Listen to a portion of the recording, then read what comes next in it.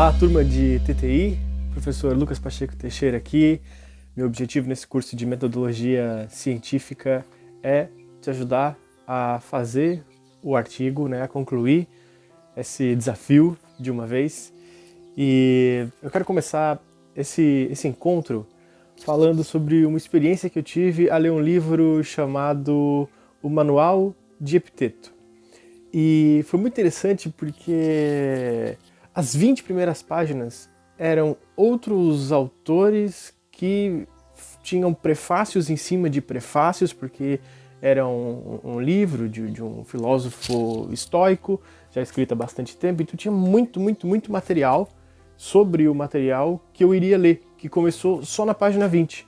Quando chegou na página 20, nas duas primeiras páginas, Epiteto, na verdade, quem escreveu o livro baseado no que o Epiteto falou, porque não foi o Epiteto que escreveu, foi um discípulo dele que escreveu, nas duas primeiras páginas, o cara simplesmente escreveu as duas primeiras páginas mais importantes que eu já li na vida. E até hoje eu tento dar conta daquelas duas primeiras páginas do manual do Epiteto. Então é interessante porque olha como um livro, quando a gente pega um livro na mão, e é muito legal ter um livro, a gente já considera assim, nossa, que preciosidade poder ter um livro de tal autor e tal, na nossa casa, para poder ficar juntinho dele e curtindo, mas ainda assim, por mais conciso que o livro seja, ele demora muito às vezes para chegar no core do assunto, no núcleo do assunto, no que é o ponto que esse cara acrescentou ao mundo. Então tem todo um floreamento e tal, e não vai direto. Essa é justamente uma das vantagens do artigo científico. O artigo científico ele tem a missão de ir direto no alvo, sem enrolação, sem blá blá blá, sem nada, dedicatória, não quero saber. Quero saber qual é a tua contribuição pontual para a ciência. Ponto. Entendeu? Então, isso que faz do artigo científico e ler artigo científico uma coisa tão legal. Porque é como se a gente estivesse lendo vários livros ao mesmo tempo, quando a gente vai pulando de um artigo para o outro, de uma referência para outra, e essa capacidade de pegar o cerne da questão, qual que é a contribuição desse ser humano para o mundo, entendeu? E para ilustrar isso, eu quero compartilhar com vocês um artigo que eu encontrei essa semana, e na verdade semana passada, e foi um artigo fantástico, muito bom, porque ele foi escrito pela Marta Maria Ponte Darcy. É esse daqui, tá? E ele é legal porque, para começar, você pega o artigo aqui e vai ver, cadê a ABNT? Cadê as margens? Cadê o parágrafo com espaçamento duplo? Não importa, entendeu? Se ela, dependendo do lugar que ela for publicar, e no nosso caso a gente vai passar esse artigo para essa formação acadêmica, então ao final é importante que ele esteja formatado de acordo com a BNT. Mas dependendo do lugar que vai ser publicado esse artigo, se for publicado, aí vai ser adaptado a formatação para esse determinado lugar. Porém, a importância dele, ela tá lá, né? Peraí que tem um cachorro latindo aqui, desgraçado. Só um instantinho. Ai, desculpa, gente. Tô em outro lugar aí, vim trazer minha filha para conhecer meus pais, e aqui tem cachorro. Então, às vezes eu posso estar falando e o cachorro latindo. E eu não tô no meu QG tradicional, eu improvisei aqui na garagem, que eu achei que foi o lugar mais adequado, que acho que pega um áudio melhor, e tem esse fundo neutro aqui, ó, legal pra caramba, E aí vai ser aqui mesmo, cara. E aí é o seguinte, eu tava falando desse artigo da Darcy. E o título é esse daqui, ó. Parece um título complicado, mas é algo bastante interessante. É Perspectivas Epistemológicas e suas implicações no processo de ensino e de aprendizagem. Então, fala de epistemologia. Por que epistemologia é algo importante? E por que eu trouxe justo esse artigo aqui para ser uma espécie de exemplo para nós? Apesar de que ele não é um artigo relacionado a alguma terapia, alguma coisa, ele é relacionado à educação, mas é a mesma lógica, tem a mesma qualidade aqui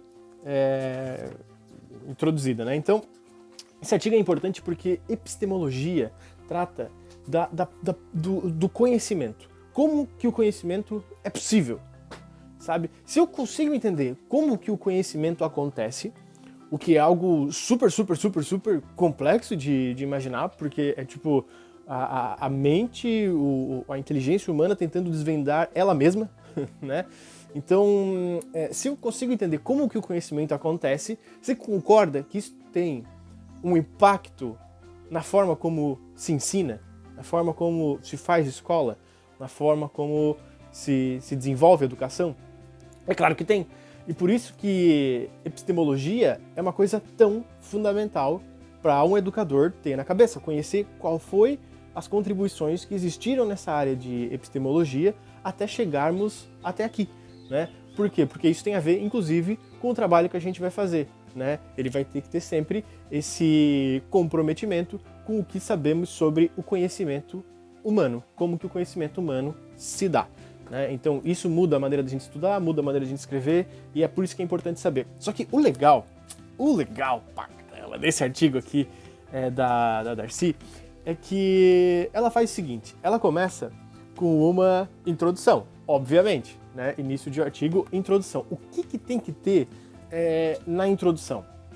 A introdução tem que ter o porquê alguém deveria ler aquele artigo. Então é a tua chance de vender o peixe, de dizer, olha, tipo, existe esse problema, sabe? E tá acontecendo assim, assim, assado.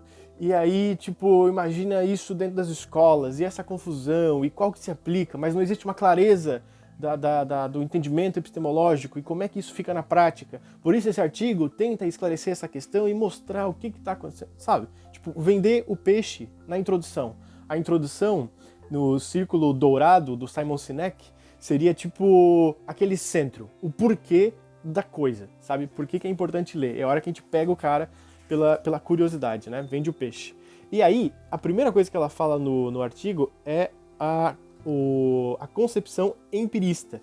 Claro, porque epistemologia é assim, e é muito legal que ela é honesta com isso. Se esse artigo fosse fazer uma revisão bibliográfica completa de todo o estudo de epistemologia, cara, daria muitas páginas, não teria nem passa caminhão também. Então, passa caminhão, pode passar cachorro, pode passar criança chorando, pode passar tudo aqui, tá? Menos avião, não tem aeroporto. Então, aí é o seguinte, concepção empirista. É uma das concepções do conhecimento, e essa concepção, ela parte do princípio de que todo o conhecimento que a gente monta, ele parte basicamente do meio externo. É como se a pessoa chegasse no mundo sendo,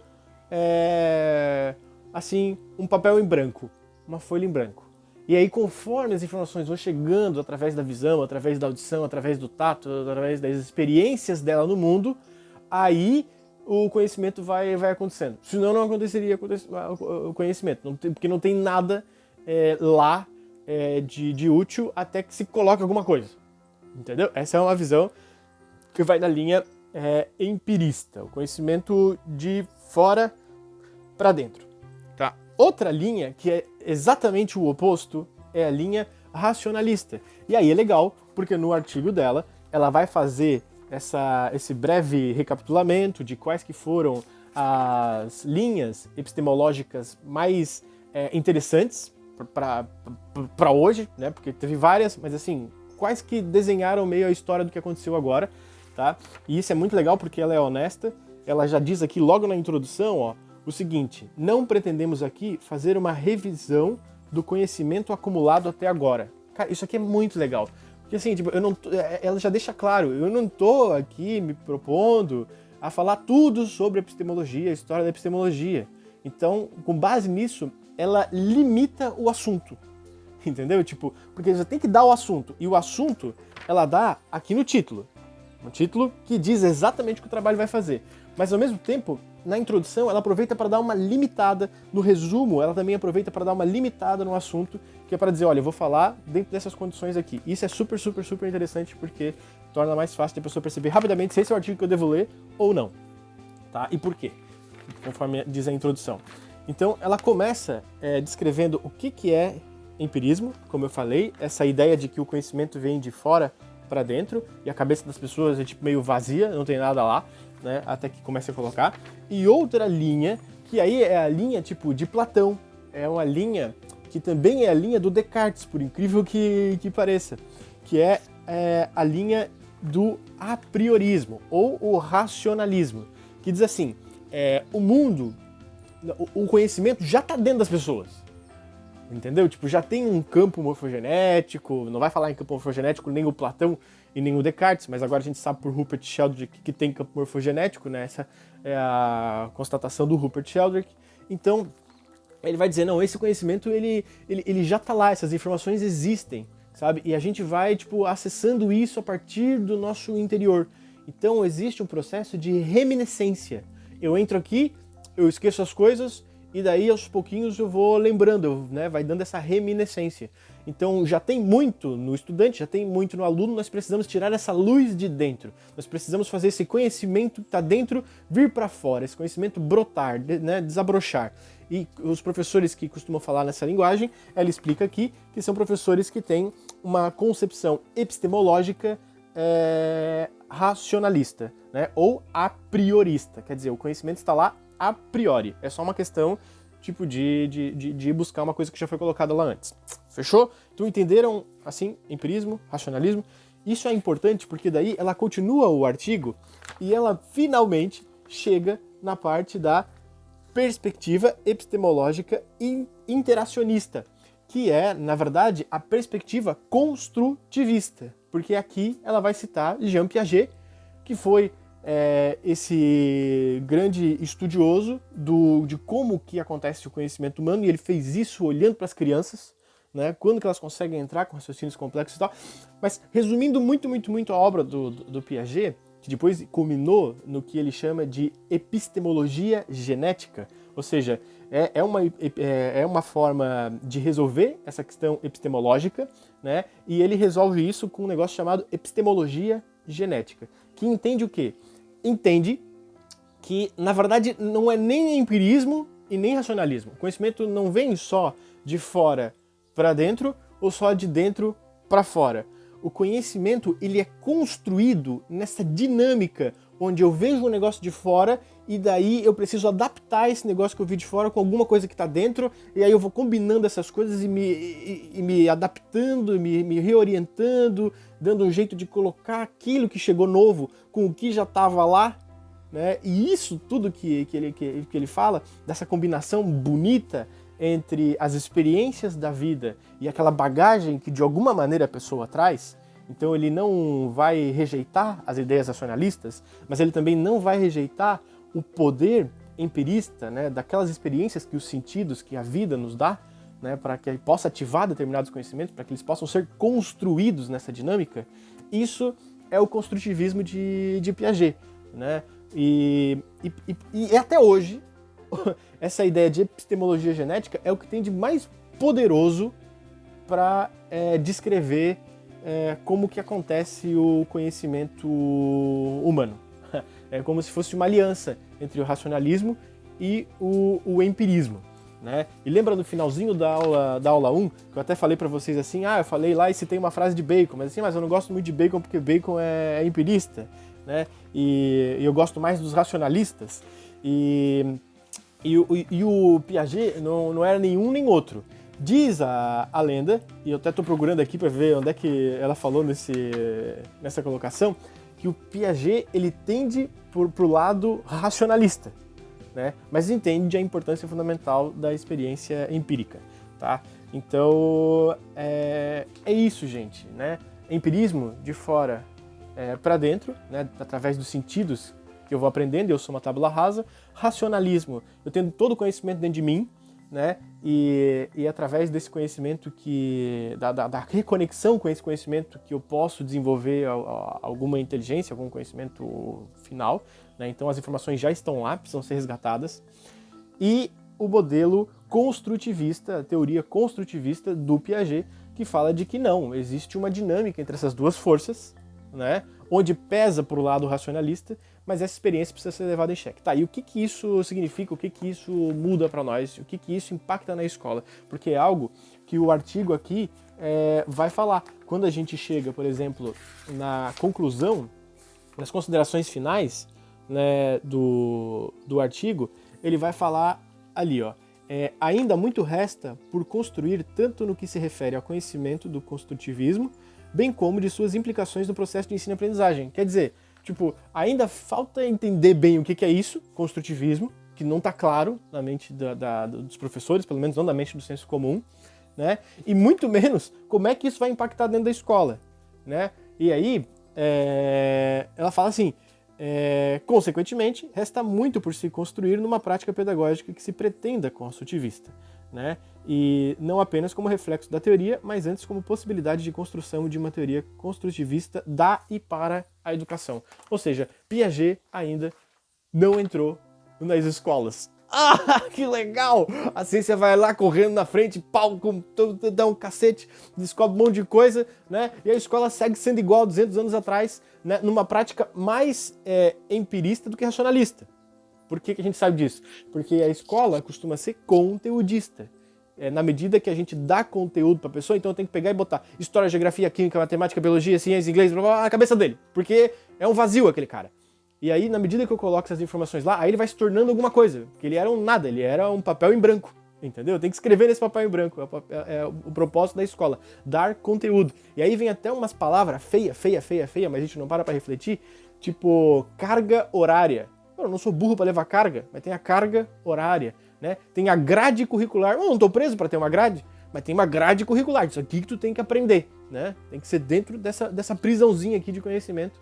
E essas coisas todas aqui você é obrigado a aprender, né? Se isso não é uma metodologia, uma postura epistemológica de quem é empirista, eu não sei o que é. Só que o problema é que o professor não se reconhece como tal. Porque no lugar de o seu trabalho ser uma praxis, quer dizer, praxis ele sai do senso comum, né, do conhecimento normal ali e tal, vai para o conhecimento elaborado, para o conhecimento científico. E daí volta para a ação, trazendo o conhecimento científico junto. Isso muda a ação dele, transforma a ação dele. Isso é praxis, né? Agora não, o profissional médio aqui, o professorzinho vai lá na faculdade de pedagogia, estuda Piaget, estuda Vygotsky, estuda Vallon, estuda Freire, estuda José Pacheco, estuda toda a galera e sai de lá para ganhar um salário para dar aula.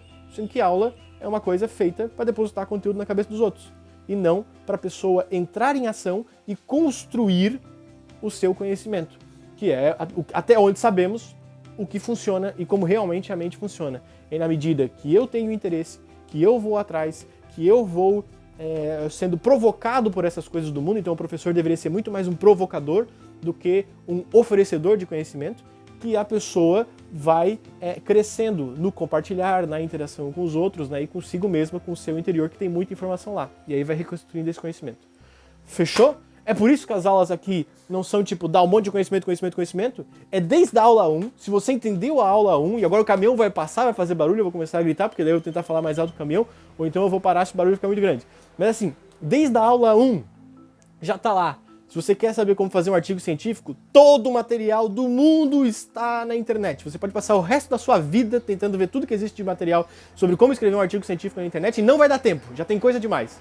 Então, agora o caminhão vai passar e o bicho vai pegar aqui, vamos fazer um barulhinho, peraí.